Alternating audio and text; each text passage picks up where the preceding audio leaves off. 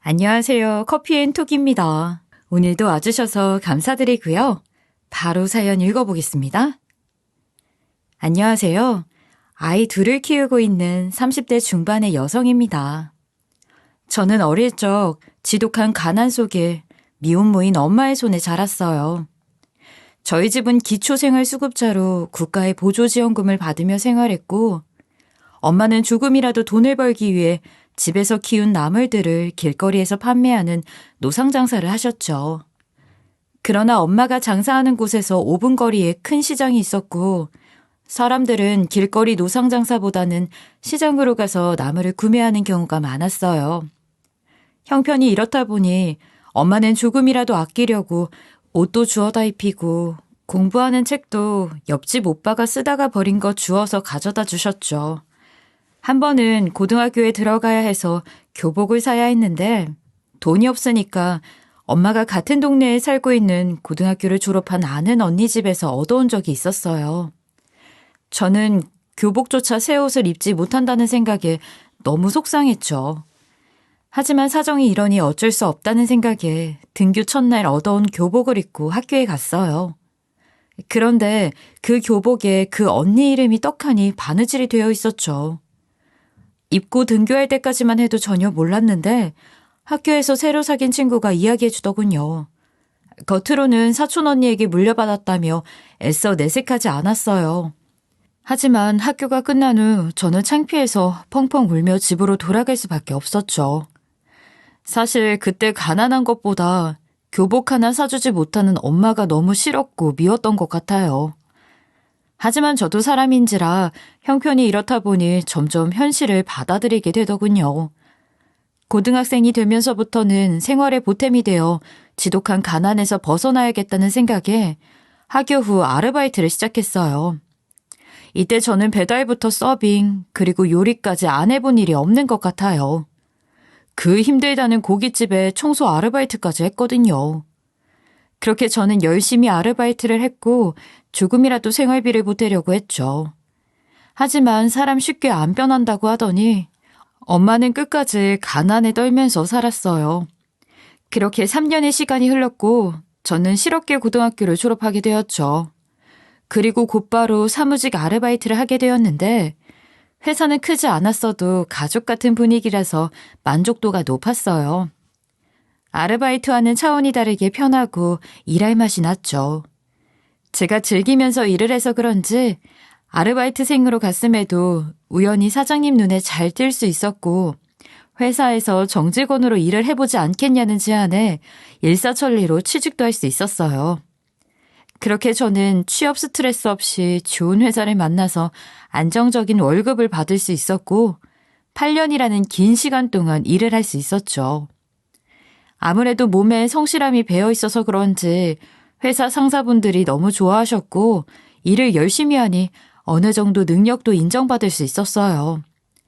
또 세월이 지남에 따라 학력이 모자라더라도 일반 사원에서 대리직급까지 올라갈 수 있었죠. 그리고 제가 회사에 정직원으로 들어간 지 6년 차가 되었을 때 회사에 새로운 팀원이 한 명 들어오게 되었고 제 직속 후배가 되었어요. 아무래도 제가 고등학교를 졸업하자마자 취직을 해서 그런지 새로 들어온 팀원은 제 직속 후배였어도 저보다 나이가 3살이 많았죠. 그래서인지 불편한 감이 없지 않아서 중요한 일이 아니라면 말도 잘 섞지 않고 웬만하면 붙어 있으려고 하지 않았던 것 같아요. 그런데 어느 순간부터 새로 들어온 팀원이 저를 자꾸 쫓아다니기 시작하는 거예요. 충분히 할 수 있는 일인데도 어렵다면서 다시 알려달라고 하거나 뜬금없이 본인이 저녁을 살 테니 같이 먹어달라는 등 저를 엄청 귀찮게 했죠. 처음에는 부담스러움에 그 사람을 피해 다녔던 것 같아요. 그러나 새로 들어온 팀원은 1년 내내 저를 쫓아다녔고 변함없는 모습에 저는 자연스럽게 마음이 가게 되었죠. 그렇게 저는 지금의 남편과 1년간의 연애를 하고 난 후 결혼 준비를 시작하게 되었어요. 그런데 남편이 결혼 준비를 시작하기 전 프로포즈를 할 때 저에게 털어놓을 것이 있다고 하더군요. 예원아, 나 사실 너한테 털어놓을 게 있는데. 응? 뭔데? 혹시 내가 모르는 큰 빚 같은 게 있는 거야? 그런 건 아니고, 사실, 나 회사 대표님 아들이야. 뭐라고? 그게 무슨, 에이, 장난이지? 그런 장난치지 마. 정말이야. 나 진짜 회사 대표님 아들이야. 아버지가 내가 아들인 것을 알면 괜히 직원들 불편해한다고 일을 제대로 배울 때까지는 비밀로 하라고 하셔서 얘기를 못했어. 그게 정말이야? 내가 아는 우리 회사 대표님? 김석진 대표님 아들이 오빠라고? 응. 그리고 하나 더 있는데 마케팅 팀에는 내 동생도 일하고 있어. 김정혁이라고. 혹시 우리 사이 대표님도 알고 계셔? 누군지는 말씀 안 드렸고 회사 내에 결혼할 사람이 있다는 건 알고 계셔. 예상치 못한 남편의 이야기에 조금 당황했지만 저는 일단 용기를 내서 시댁에 인사를 드리기 위해 찾아가게 되었죠.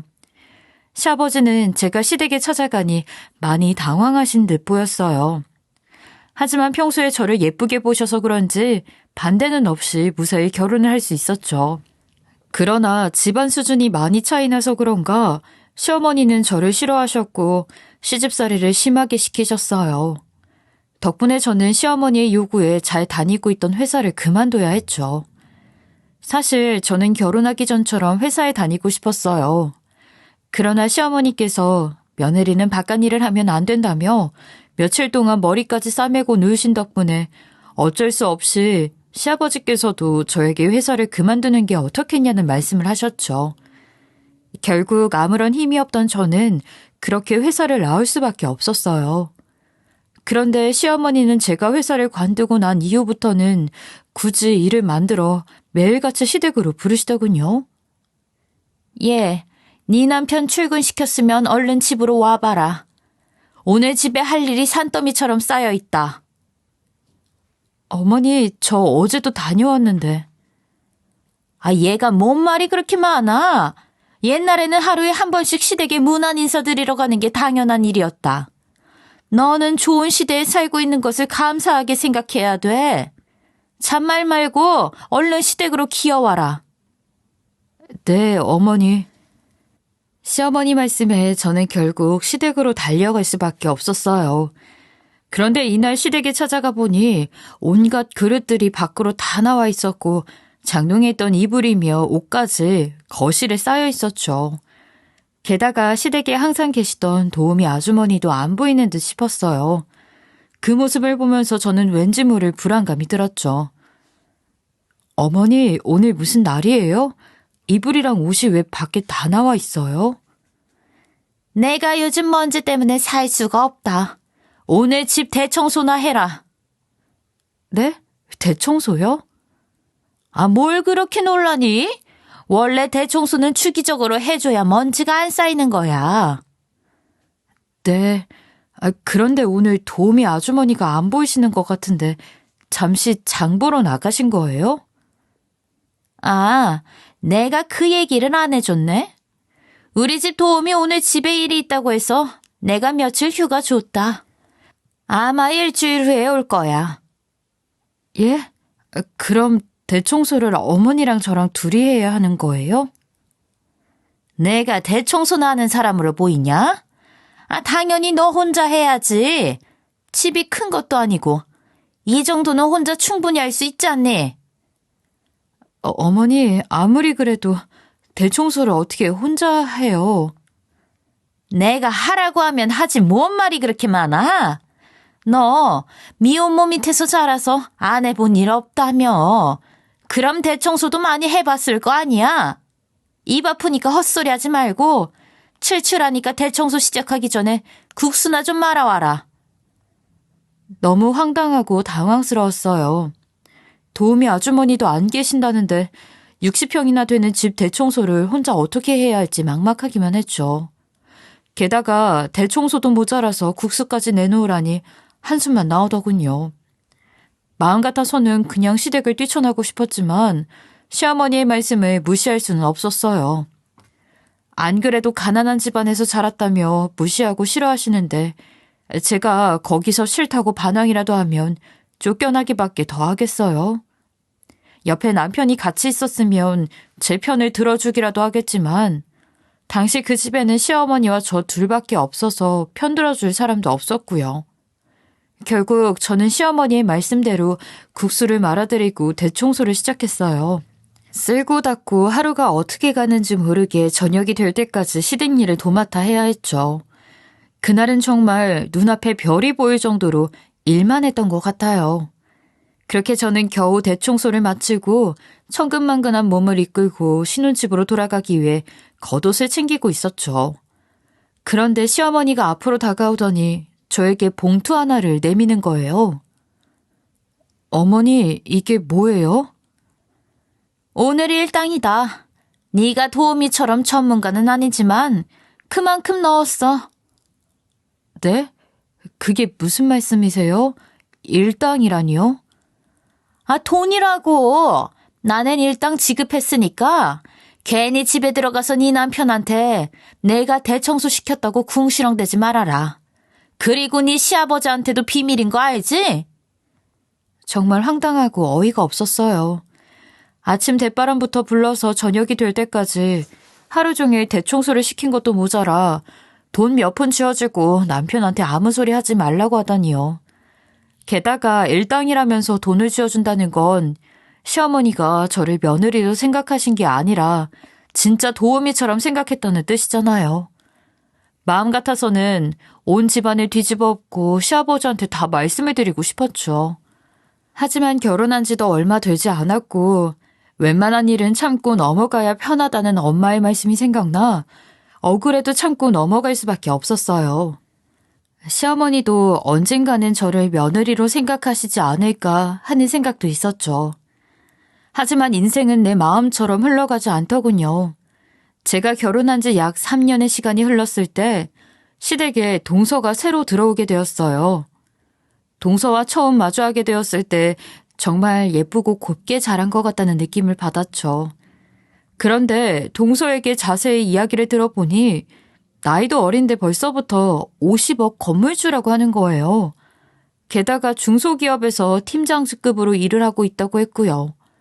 건물은 부모님에게 어렸을 때 물려받았다고 했고 지금 세입자들이 들어와 꼬박꼬박 월급처럼 돈이 들어온다며 자랑스럽게 이야기를 했어요. 그 이야기를 들으면서 동서의 여유 있는 모습이 조금은 부럽기도 했죠. 하지만 사람의 상황이 모두 똑같을 수는 없는 것을 잘 알고 있으니 저는 그냥 부럽다 생각하고 지나갔어요. 어차피 시댁에서는 똑같은 며느리이고 같은 입장에 있으니 동서와 한번 잘 지내봐야겠다 싶었죠. 동서도 제가 형님이고 나이가 많으니까 잘 보이려고 노력을 많이 하더군요. 처음에는 제 앞에 다가와서 이것저것 물어보기도 하고 가끔씩 선물도 가져다 줬죠. 하지만 어느 순간부터 시어머니가 대놓고 저를 무시하면서 시집살이를 시키는 모습을 보고 동서도 저를 무시하기 시작했어요. 동서가 들어온 지 약 8개월 정도 지났을 즈음에 시아버지 생신이 있었는데 간단하게 가족들끼리 모여 식사를 하기로 했거든요. 시어머니께서는 며칠 전부터 저에게 시아버지께서 좋아하시는 음식들을 만들어 보라고 하셨어요. 그래서 저는 동서도 알고 있나 싶어서 전화를 걸었죠. 그런데 동서는 계속 제 전화를 받지도 않고 일부러 끊는 거예요. 처음에는 동서가 일을 하느라 많이 바쁜가 싶어서 퇴근할 시간에 맞춰 다시 해봐야겠다 싶었어요. 그렇게 시간이 흘렀고 저는 동서가 퇴근할 시간에 맞춰 다시 전화를 걸어보았죠. 그런데 정말 황당하게도 다짜고짜 화를 내면서 전화를 받는 거예요. 왜 자꾸 전화하고 그래요? 몇 번이나 전화를 끊었는데도 눈치 없이 자꾸 전화하네? 할 말이 있으니까 전화를 걸었지. 그런데 동서, 지금까지 내 전화 일부러 끊은 거였어? 형님이랑 할 말이 뭐가 있어서 전화를 받아요. 어차피 수준 차이 나서 말도 안 통하는데. 뭐라고? 동서, 지금 말 다 했어? 수준 차이? 그럼 수준 차이가 나지 않나요? 요즘 세상에 고졸인 사람이 어딨어. 게다가 어머니한테 들어보니 형님, 실업계 고등학교 나왔다면서요? 그래, 나 실업계 고등학교 나왔다. 근데 동서가 뭐 보태준 거 있어? 아, 됐고, 할 말이나 해요. 저는 동서의 말에 속에서는 열불이 났지만 괜히 싸우기 싫어서 최대한 화를 억누른 채 이야기를 했죠. 시아버지 생신 파티 이번 주 주말에 하는 거 알지? 아침 일찍 요리 시작할 거니까 동서도 9시까지는 시댁으로 와. 싫은데요? 저 그날 무지 바빠요. 아침 일찍 미팅 있어서 회사 가봐야 하니까 알아서 요리 잘하시면 되겠네요. 형님이 그거 제일 잘하잖아요. 잡일하는 거. 아이, 동서, 끝까지 이럴 거야? 그리고 내가 바보인 줄 알아? 누가 주말에 나가서 일을 해? 저 회사 팀장이고 일 있으면 주말에도 출근해요. 제가 형님처럼 집에서 탱자탱자 노는 줄 알아요? 어찌되었건 저는 못 가니까 그렇게 알고 계시면 되겠네요. 동서는 아침 일찍 시댁으로 와서 시아버지 생신 파티 준비하자는 저의 말에 회사에 가야 한다는 말도 안 되는 핑계를 대더니 먼저 전화를 끊어버렸어요. 이해할 수 없는 동서의 행동에 다시 전화를 해서 한마디 할까 생각을 하기도 했죠. 하지만 괜히 전화해서 기분이 더 상하고 싶지는 않았고 다른 일도 아니고 동서도 며느리인데 시아버지 생신 파티 준비를 모르는 척 할 수는 없을 테니 그날 만나서 한마디 해야겠다 싶었어요. 그렇게 며칠이 지나고 대망의 시아버지의 생신날이 다가왔고 저는 아침 일찍 혼자 시댁으로 찾아갔죠. 남편은 오전에 약속이 있어서 저녁 시간에 맞춰 시댁으로 오겠다고 했거든요.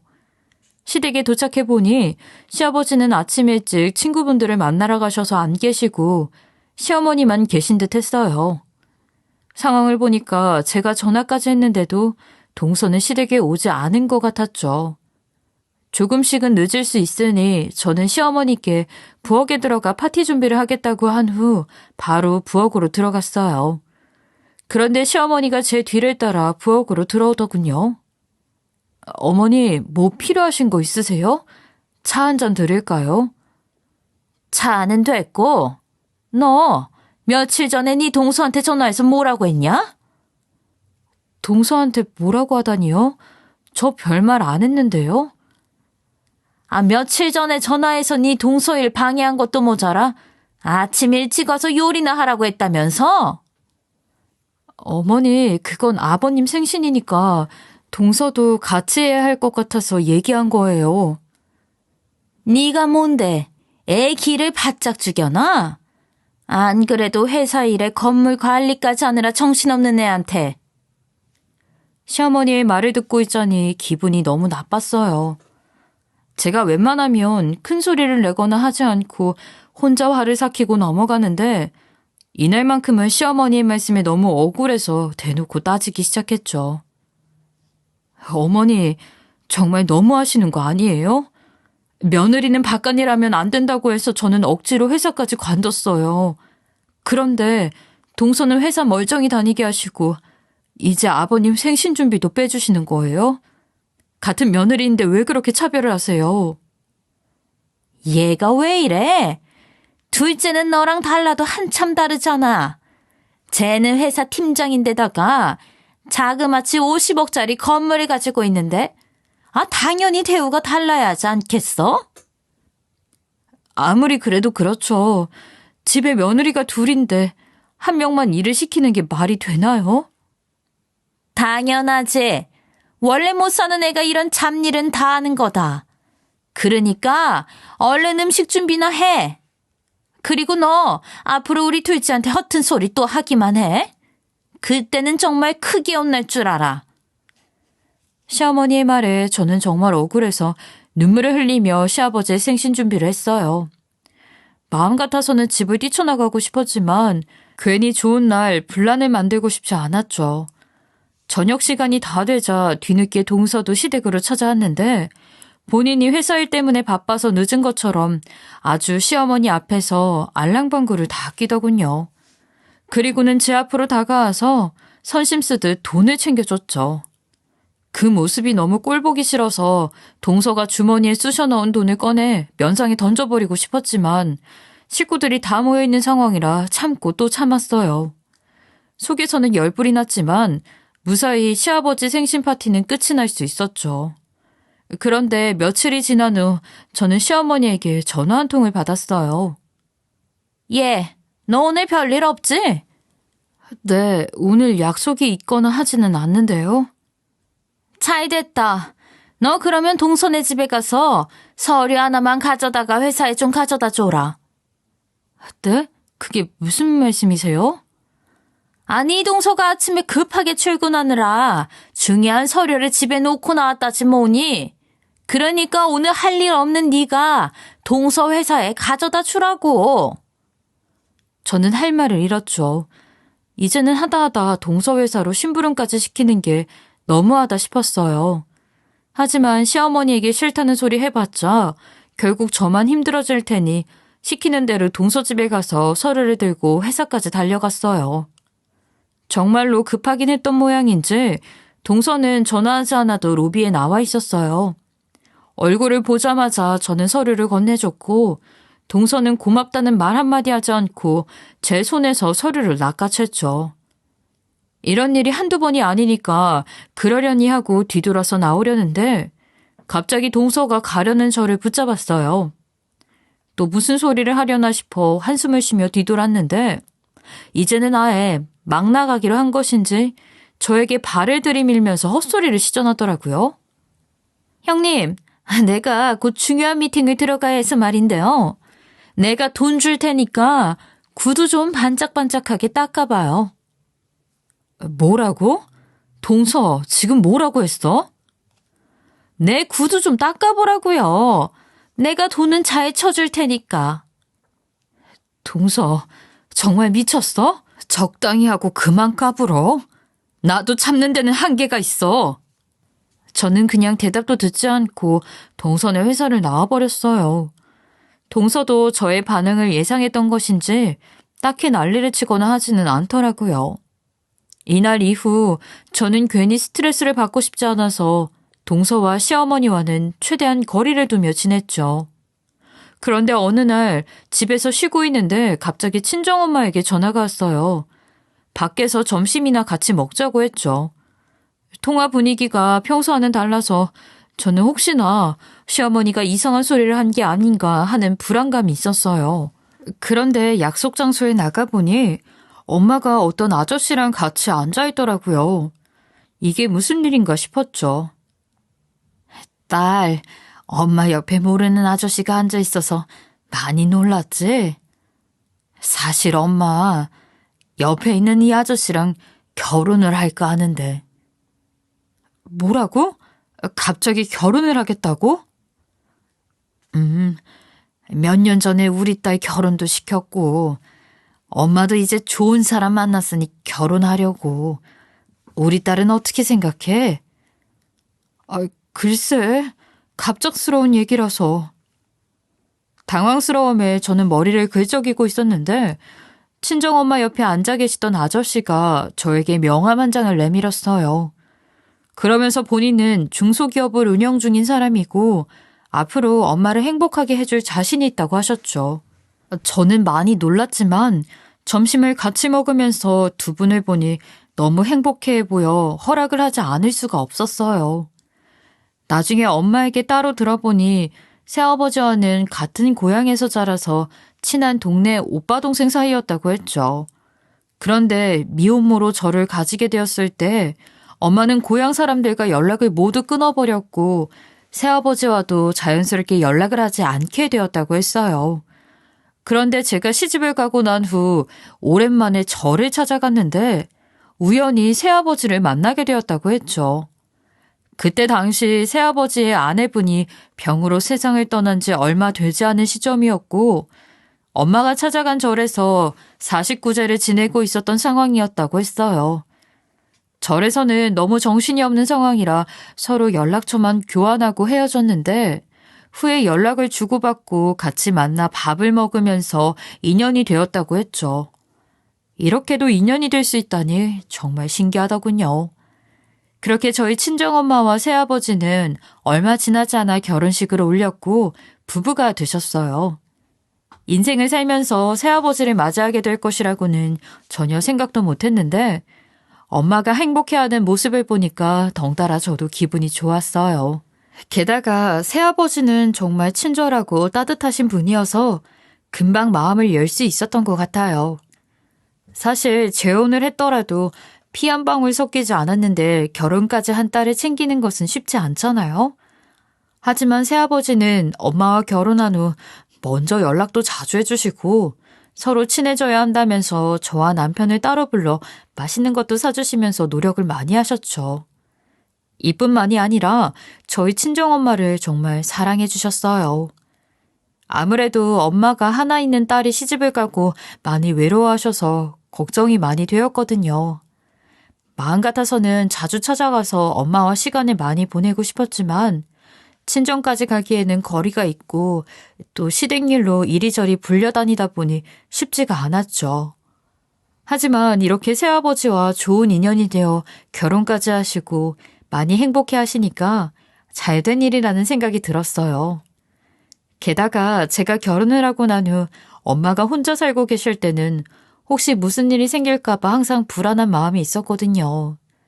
사실 엄마가 당뇨를 앓고 계시다 보니 병원도 자주 가야 하고 약도 잘 챙겨 먹어야 하는데 이제는 새아버지가 옆에 계시니까 든든하고 마음이 놓였어요. 무엇보다 엄마가 결혼하고 나서 얼굴이 많이 밝아진 것 같아 제가 다 기분이 좋더라고요. 그렇게 엄마가 결혼식을 올린 후 1년이라는 시간이 지나 생일을 한 달 앞두고 있었어요. 갑자기 엄마에게 전화가 걸려왔고 주소를 보내줄 테니 잠시 나오라고 하셨어요. 전 곧바로 엄마가 말씀해 주신 주소로 달려갔죠. 그런데 도착해보니 부동산 앞이었어요. 전화를 해보니 안으로 들어오면 된다는 엄마의 말씀에 문을 열고 들어갔어요. 대체 왜 부동산으로 부르신 건가 했는데 알고 보니 새아버지가 엄마에게 건물을 사주시겠다고 했다는 겁니다. 그 이유는 새아버지가 전철을 떠나보내고 힘들어서 목숨까지 끊으려고 했을 때 엄마가 옆에서 새아버지를 성심성의껏 돌봐주며 이만큼 살려내셨다고 하더군요. 거기에 새아버지한테 자식이 둘이나 있는데 그 둘 다 새아버지 재산에만 눈독을 들이고 새아버지를 해치려고까지 해서 새아버지가 가지고 있는 재산을 다 엄마 이름 앞으로 해놓는 게 안전할 것 같다고 하셨어요. 새아버지 판단을 저희 엄마는 믿는다는 판단을 하셨다고 했고요. 그래도 엄마는 건물이 한두 푼도 아니고 건물을 매입하는 게 말이나 되냐며 처음에는 새아버지의 제안을 거절했다고 하더군요. 아무리 부부가 되었어도 어떻게 자기 이름으로 건물을 함부로 매입하냐면서요. 하지만 새아버지는 부담스러워서 거절하는 엄마를 계속 설득했다고 해요. 결국 엄마는 건물을 알아보기 위해 부동산에 찾아가게 되었고 새아버지도 회사에서 급한 일만 끝낸 후 바로 오시겠다고 했다더군요. 원래는 두 분이 같이 건물을 알아보려고 했는데 새아버지가 저도 불러서 같이 건물 상태를 체크해보는 것도 좋지 않겠냐고 제안을 하셨다고 했죠. 엄마는 새아버지의 말씀에 같이 건물도 보고 저녁 식사를 하면 좋을 것 같아서 저도 부동산으로 부르게 되었다고 하셨어요. 그렇게 엄마와 이런저런 이야기를 나누고 있는데 얼마 지나지 않아 새아버지가 부동산으로 들어오셨고 저희는 곧바로 부동산 관리자의 안내를 받아 몇 개의 건물들을 살펴보았죠.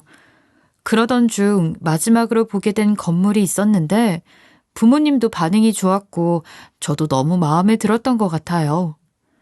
부동산 관리자님의 말씀을 들어보니까 젊은 사람이 소유하고 있어서 그런지 다른 건물들과는 다르게 전체적으로 깨끗하고 관리가 잘 되어 있는 편이라고 하더라고요.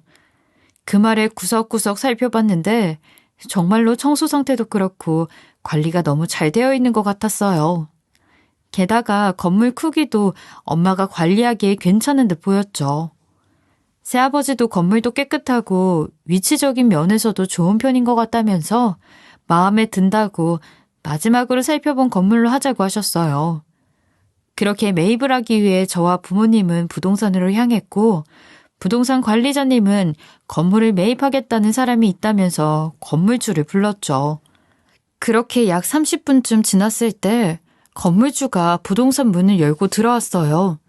저와 부모님은 아무 생각 없이 부동산 문 쪽을 바라봤는데 정말 황당하게도 매입하려고 하는 그 건물의 소유주는 동서였어요. 예상치 못한 곳에서 건물주와 건물 매입자로 마주하니 말이 밖으로 나오지 않더군요. 동서도 저를 보고 많이 놀란 것인지 눈이 2배로 커졌죠. 그런데 놀란 사람은 저와 동서만 있었던 것이 아니었어요. 새아버지도 동서가 건물주로 부동산에 들어오는 모습을 보고 많이 놀란 듯 보였죠. 알고 보니 동서가 다니는 회사가 바로 새아버지 회사의 계열사였더라고요. 동서가 다닌 회사가 새아버지 회사의 계열사이다 보니 저는 전혀 몰랐던 것이고요. 김 팀장이 내가 매입하려고 하는 건물의 소유였나? 부동산에서 보게 될 줄은 몰랐는데. 예, 그러게요. 사장님을 부동산에서 뵙게 될 줄은 몰랐네요. 그런데 저희 형님은 여기 왜? 형님? 설마 우리 딸 동서가 김 팀장이었나? 이거 참 신기한 인연이네. 딸이요? 형님한테는 엄마만 계신다고 하셨는데? 쑥스럽지만 몇 달 전에 내가 예원이 엄마랑 재혼을 했네. 결혼식 없이 혼인신고만 해서 동서인 김 팀장은 잘 몰랐을 수도 있겠네. 그러셨군요. 늦었지만 축하드려요. 축하해줘서 고맙네. 동서는 새아버지와 친정엄마가 재혼을 한 사이라는 게 밝혀지니 얼굴이 잔뜩 굳어졌어요. 어찌되었건 저희 부모님은 부동산 관리자님이 말씀하신 대로 매입계약서에 도장도 찍고 앞으로의 절차에 대해서 이야기도 들었어요.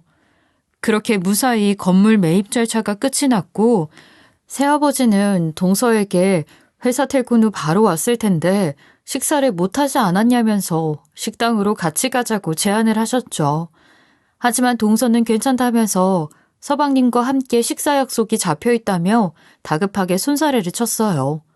그러자 새아버지는 알겠다면서 친정엄마와 함께 부동산 밖으로 나가셨고 저도 동서에게 대충 인사를 하고 나서 뒤따라 밖으로 나가게 되었죠. 그런데 동서가 급하게 따라 나오더니 저에게 할 말이 있다면서 잠깐 얘기를 할 수 있겠냐고 하더군요. 대체 무슨 할 말이 있나 싶었지만 일단 따라 나섰어요. 동서는 부동산 옆에 있는 조용한 골목길로 저를 데리고 가더니 정말 간절한 눈빛을 하고 이야기를 꺼냈죠. 형님, 제가 그동안 많이 서운하게 했죠? 정말 죄송해요. 갑자기 왜 이래 뜬금없이? 왜 사과를 하는데? 그동안 제가 잘못을 많이 한 것 같아서요. 그런데 형님, 저 부탁 하나만 들어주시면 안 될까요? 부탁? 뭔지는 몰라도 드러나 보자. 형님 친정어머님이 제 건물을 매입했다는 사실은 시댁에 비밀로 좀 해주세요. 대체 왜 비밀로 해야 하는데? 그동안 50억짜리 건물 가진 건물주라고 그렇게 잘난 척을 하더니 왜 갑자기 파는 건데? 그게요. 사실 제가 결혼하기 전부터 친정아빠가 사업을 작게 하셨는데 갑자기 사업을 키워야겠다면서 여기저기 큰 빚을 지셨어요.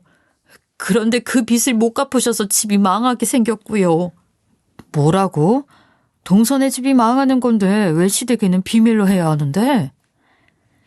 저희 집이 망하고 제가 가지고 있는 건물까지 팔았다는 사실을 시댁에서 알게 되면 어머니가 가만히 있지 않을 것 같아서요. 분명히 난리가 날 텐데 그걸 감당할 자신이 없어요. 형님도 어머니 성격 아시잖아요.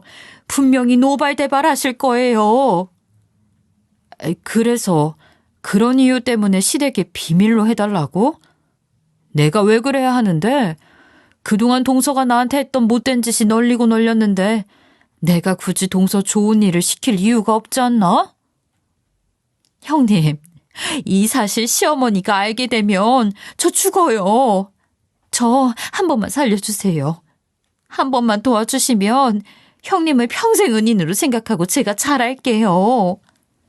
아니, 나는 그럴 생각 없어. 부모님 차 빼놓고 기다리고 계시니까 난 먼저 가볼게. 저는 제 앞에서 무릎까지 꿇고 두 손 모아 싹싹 비는 동서를 버려둔 채 그냥 뒤돌아 나와버렸어요. 그렇게 저는 부모님과 식사를 한 후 집으로 들어갔죠. 그런데 휴대폰을 꺼내보니까 동서의 이름으로 부재중이 수십 통 찍혀 있었어요. 그리고 부재중을 확인한 지 1분도 채 되지 않아 또 동서의 전화가 울리기 시작했죠. 보나마나 무슨 소리를 할지 뻔했지만 안 받으면 밤새 휴대폰이 울려댈 것 같아서 일단 못 이기는 척 받아보았어요. 뭐야, 이 늦은 시간에 왜 자꾸 전화를 해? 형님, 죄송해요. 제가 너무 급해서 어쩔 수가 없었어요. 나 아까도 이야기했지만 시댁에 동서를 숨길 생각 없어. 그러니까 같은 말 반복하게 하지 말고 전화 끊어. 형님, 잠깐만요. 전화 끊지 말아주세요. 제발 불쌍한 사람 한 명 도와준다 생각하시고 저 한 번만 살려주시면 안 될까요? 아까 말씀은 못 드렸지만 저 사실 임신했어요. 뭐라고? 이제는 하다하다 임신으로 위기를 모면하려는 거야? 임신이 뭐 눈 감았다 뜨면 되는 건 줄 알아? 아무리 그래도 나는 무조건 시댁에 얘기할 거야. 그러니까 그렇게 알고 있어. 정말이에요. 저 며칠 전에 남편이랑 같이 산부인과 가서 임신 소식 확인했어요. 시부모님한테는 임신 사실 알자마자 바로 말씀드렸고요. 못 믿으시겠으면 어머니께 물어보세요. 설령 동서가 아이를 가졌다고 해도 난 시부모님께 말씀드릴 거야. 그러니까 그렇게 알고 있어. 형님, 정말 너무하세요. 이번 일로 충격받아서 제 아이한테 문제라도 생기면 그거 다 형님 탓이니까 그렇게 알고 계세요? 동서의 말이 정말 어이가 없었어요. 본인 아이가 잘못되면 그게 다 제 탓이라니요. 동서가 진짜로 아이를 가졌는지 아닌지는 모르겠지만 정말로 임신을 한 상태라고 하더라도 시부모님이 아실 것은 아셔야 하지 않겠어요? 물론 동서는 마지막으로 발악을 하는 것이겠지만 저는 신경 쓰지 않고 곧바로 시댁에 갈 준비를 했어요. 사실 원래는 며칠 뒤에 상황을 보고 말씀을 드리려고 했었는데 동서가 이렇게까지 나오니까 도저히 안 되겠다 싶었거든요. 10시가 다 된 시간에 저는 시댁에 찾아가게 되었고 있는 그대로 시부모님께 말씀을 드렸죠. 시어머니께서는 곧바로 동서네 부부를 시댁으로 호출하셨고 얼마 지나지 않아 동서는 잔뜩 눈치를 보면서 집으로 들어왔어요. 둘째야. 내가 방금 첫째한테 이상한 소리를 들었는데 정말이니? 네? 이상한 소리요? 어떤... 너희 집 망하기 일부 직전이라서 50억짜리 건물 팔았고 그걸 첫째 친정엄마가 매입했다고 하는데 그게 정말이냐고. 네, 아빠가 사업을 키우시려다가 이렇게 됐어요. 네가 가진 50억짜리 건물도 팔아야 할 정도로 심각한 상황이냐? 네, 사실 아빠가 빚진 게 조금 많아서 건물값으로도 해결이 안 될 것 같아요. 정혁이 너도 다 알고 있었던 얘기냐? 저도 오늘 알았어요. 여기 오는 길에 얘기하더라고요. 너 첫째한테 이 사실 숨겨달라고 했다면서. 그것도 모자라서 네 남편한테도 숨기려고 했던 거냐? 어머니, 죄송해요. 한 번만 용서해 주세요.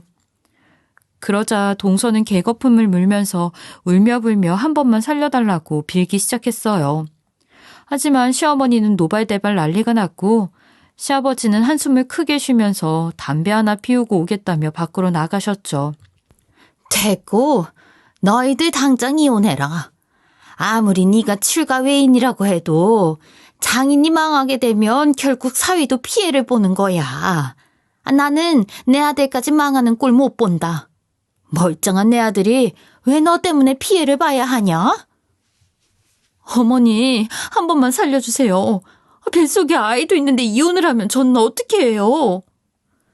정말로 동서 뱃속에 아이가 있는 것이 맞는 것인지 이날 이후 시어머니는 이혼을 하라는 말씀을 꺼내지는 않으셨죠. 그리고 모든 사실이 시댁에 밝혀지고 난 후 약 한 달이 지났을 시점에 결국 동선의 집은 망하게 되었어요. 이야기를 들어보니 동선의 친정 부모님은 집이 경매로 넘어간 후 갈 곳이 없어 동선의 신혼집에서 신세를 지고 있다고 했죠. 덕분에 시어머니는 저와 동서를 대하는 태도가 180도 달라지게 되었어요. 이전에는 동서를 떠받들고 공주 취급을 했는데 지금은 부자 새아버지를 두고 있는 저를 떠받들고 공주 취급을 해주세요. 예전 같았으면 아침 일찍 와서 대청소에 밥상을 차리라고 난리를 쳤을 텐데 요즘 시어머니는 저희 집에 직접 반찬을 싸들고 오시는 날이 더 많죠. 그리고 말끝마다 그동안 미안했다면서 앞으로 엄마와 딸처럼 잘 지내보자고 하세요.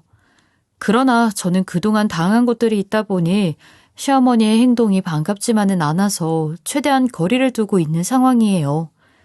남편도 그동안 제가 당했던 일들을 알게 된 후 크게 한바탕 했고 저에게 괜히 스트레스 받지 말고 시어머니와 아예 연락을 끊으라고 했죠. 그리고 동서는 요즘 집안이 망한 데다가 친정 부모님이 집에 들어와 살고 있다 보니 시부모님에게 미운 털이 박혀서 호된 시집살이를 당하고 있어요. 살림을 하나도 할 줄 모르니까 직접 가르치시겠다고 하시더니 시어머니는 동서를 매일 저녁마다 시댁으로 불러 이것저것 살림을 시키고 있는 듯 하더군요. 덕분에 동서는 요즘 시댁의 매운맛을 제대로 경험하고 있답니다. 얼마 전에는 저에게 전화가 와서 그동안 미안했다고 울면서 너무 힘들다며 시어머니 좀 말려달라고 하더군요. 그 이야기를 듣고 얼마나 속이 시원하던지 사이다를 10병 들이킨 것 같은 기분이 들었죠. 사람 일 아무도 모른다는 말이 있더니 이렇게 상황이 180도 달라질 줄 누가 알았겠어요.